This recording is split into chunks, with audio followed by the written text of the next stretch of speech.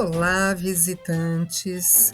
Hoje, Coleções Cartográficas continuará a apresentar a pesquisa e descoberta do professor Jorge Sintra sobre o real local do Grito da Independência. No capítulo de hoje, A Viagem no Tempo abordará a rota de Dom Pedro I pelas pinturas antigas, textos bibliográficos e fotografias.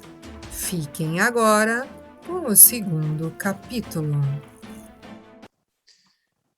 Aqui eu destaco nessa imagem a topografia e a impressão que causa. Isso aqui é um quadro de Luiz Carlos Peixoto, de 1893, antes de todas as obras de aplanamento disso daqui, dessas mudanças que nós vamos ver no nosso passeio. Esse quadro é da B3, está na Pinacoteca de São Paulo. Aqui está aqui o trilho, que seria depois, mais futuramente, uns trilhos aqui de bonde. Aqui não existia, se tivesse, era um trilho puxado por burros. Mas aqui nós temos, então, a Rua Ouvidor, Portugal, e a Rua Tabor, e ali ao fundo a gente vê o Riacho do Ipiranga, um bambuzal que vai aparecer em diversas fotos, até 1920, né? E outras árvores, alguma palmeira por aqui situada.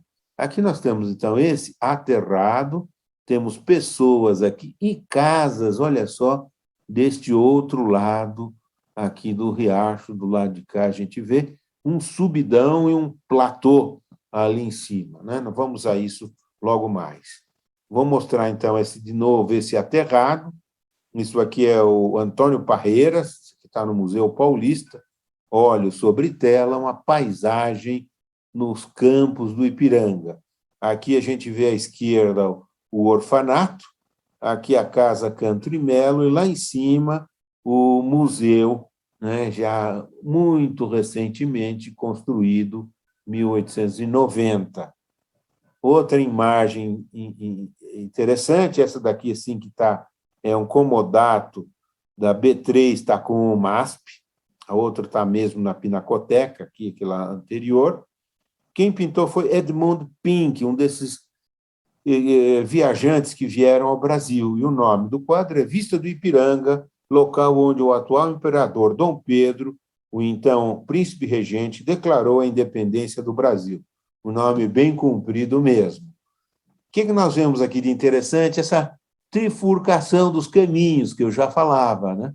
Então, ela se manteve, né, desde 1823 até os quadros de 1893, até o mapa que eu mostrei aí, que é também de finais do século XIX.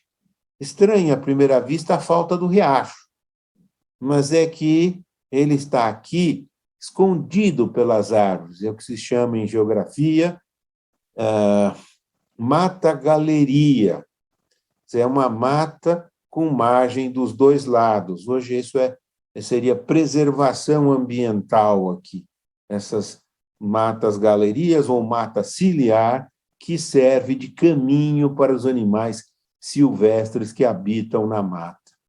Está aqui, então, o riacho escondido aqui, mas com certeza ele está aqui. Nós vemos também aqui ao fundo um rancho, porque há um cercado que aqui está, olha só, há um cercado aqui para que se coloquem os animais aqui na pastagem, ou milho, ou o que seja, né? À beira do caminho, porque os tropeiros têm que dormir e desarrear as mulas e proteger a carga da chuva, por exemplo. Há um campo aqui que parece arado e há duas estradas. Essa aqui parece a principal, mas não é. Essa é marginal ao riacho, quase paralela a ele. O caminho vem de São Paulo, passando pela Rua Ouvidor, Portugal. E aqui nós temos uma venda. Essa venda aparece nos relatos, nos principais relatos dos participantes da independência, como é do padre Belchior e o Saldanha da Gama, comandante da Guarda Imperial, Guarda de Honra, descrevem e falam dessa venda aqui. E a gente percebe que é venda por alguns indícios aqui. Olha só, tem um cavalo aqui amarrado. Onde está o dono deste animal? Está nessa casa aqui. Estou brincando, está comprando uma pinguinha aqui. E há outros postes aqui, né, secos aqui, para que se amarrem animais aqui. Né? Vários clientes podem se beneficiar desse. Esse que está andando vai dar uma paradinha aqui, o último gole, né? Não sei, não sabemos. E aqui nós temos, então, finalmente, para comentar, uma casa que pode ter inspirado o Pedro Américo na composição do seu quadro. Muito bem. A primeira medição e a demarcação errada. Então, os moradores de São Paulo, aqui da cidade, principalmente, quiseram sempre demarcar o lugar onde foi. E houve até gente que propôs colocar um marco na Rua da Glória, por onde, de fato, passou Dom Pedro, né, nos terrenos da Santa Casa de Misericórdia, onde ainda se tem instituições de ensino. Foi o Colégio São José, e hoje tínhamos uma escola preparatória para ingresso de carreiras do direito, né, o cursos de extensão. E fizeram uma moção para o imperador, dizendo onde queriam pôr, mas um documento assinado por José Bonifácio, lá em fevereiro de 23, pouquinho depois, isso é um desejo do imperador, que se construa e que seja exatamente onde aconteceu. Olha o exatamente, né? Latitude, longitude, ponta da espada. Onde é o exatamente, né?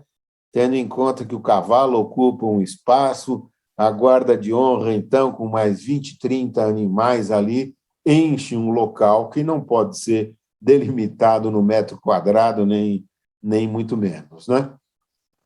O imperador sempre diz, no próprio sítio do Piranga, é um ofício de 1825. E aí ocorre, então, a vereança no próprio local. Compareceram diversos que tinham presenciado a cena, e a ata diz, se acha em uma eminência, saindo da ponte do Piranga, e é rio. Ipiranga é Rio Piranga, Rio Vermelho.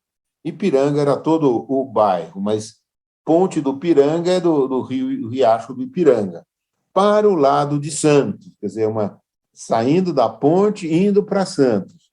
Na extremidade de uma linha, ou seja, você começa a medir na ponte, e na outra extremidade, com 184 braças tiradas da dita ponte na direção de 10 graus de norte a este.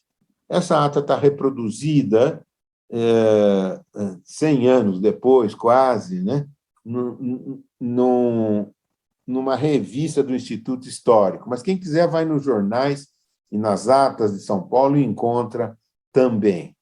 E a distância, então, em metros, é fazer uma conta, 184 braças vezes 2,20 metros. 2,20 metros corresponde uma braça a 10 palmos, e o palmo 22 centímetros. E nós temos um ponto, uma direção e uma distância, já está fixado. Mas se eu digo ao longo do caminho, eu tenho mais um dado ainda para conferir.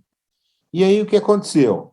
Ficaram todos contentes, redigiram a ata em campo, assinaram todos e voltaram felizes para casa, tendo colocado uma baliza que é um negócio muito simples, uma haste metálica ou de madeira. Claro, só 40 dias depois se instalou a pedra fundamental. E agora, digo eu, em local errado, 200 metros acima. Alguém pode ter falado, está na minha encosta isso aqui. não dá para comemorar muito com essa inclinação, vamos colocar mais para cima, né? Esquecendo o desejo do imperador e todo o resto. E não sei se alguém que fez a medição compareceu, tá? Precisa saber de fato o que houve. O fato é que colocaram 200 metros acima. Então, o local da independência está aqui no Círculo Azul, 200 metros acima, fizeram um buraco, enterraram a pedra, está aqui, né? Está aqui a 608 metros da ponte, está acima da Rua dos Patriotas, e isso aqui acabou virando a verdade fake news, verdade oficial aqui. Fora do caminho, por quê? Porque as tropas iam passar por cima. Então, fizeram, à direita do caminho, para quem desce, uma entrada aqui de uns 15 metros, né, para que as tropas não cavassem, não atrapalhassem o caminho. O museu está a 740 metros, é só para ter uma ideia aqui. Num mapa de 1832, já aparece uma referência, né, a isso, nesse mapa do Zé Marcelino de Vasconcelos. 10 anos depois, já aparece lá aqui, olha lá, um caminho que aqui está, que ele é cruzado por um riacho, ele diz Córrego do Ipiranga, né? E aqui tem lá mais dados aqui, Monumento do Ipiranga. Então, aqui o caminho se bifurca e há algo aqui no meio. Então, alguma baliza o pessoal fez, mais ou menos permanente, né? Então, de 25 a 32, 8 anos depois, já havia algo. E se o caminho ia por um lado, aqui vai pelo outro, isso aqui ficou sendo quase que uma ilha, e nós temos aqui, olha lá, o Rancho do Ipiranga, uma das casas, provavelmente do Canto e Melo, virou rancho também. Ele próprio tinha mulas e, com isso, pastos, etc. Pode ter transformado ou pode ter construído um rancho anexo. E aquelas casinhas que nós vemos lá naquele quadro, duas aparecem, e aqui a venda, aqui do lado esquerdo, nesse quadrante aqui, definido pela estrada e pelo rio.